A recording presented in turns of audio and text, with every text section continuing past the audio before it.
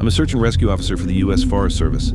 I have some stories to tell. I have a pretty good track record for finding missing people. Most of the time, they just wander off the path or slip down a small cliff, and they can't find their way back. The majority of them have heard the old stay where you are thing, and they don't wander far. But I've had 2 cases where that didn't happen. Both bother me a lot, and I use them as motivation to search even harder on the missing persons cases I get called on. The first was a little boy who was out berry picking with his parents.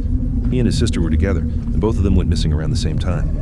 Their parents lost sight of them for a few seconds, and in that time both the kids apparently wandered off. When their parents couldn't find them, they called us, and we came out to search the area.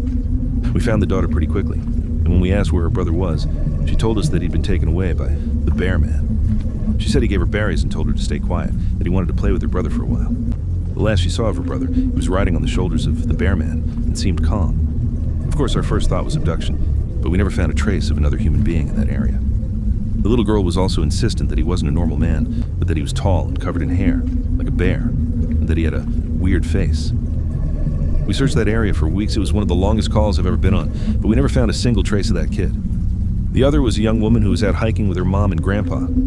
According to the mother, her daughter had climbed up a tree to get a better view of the forest, and she'd never come back down. They waited at the base of the tree for hours, calling her name, before they called for help.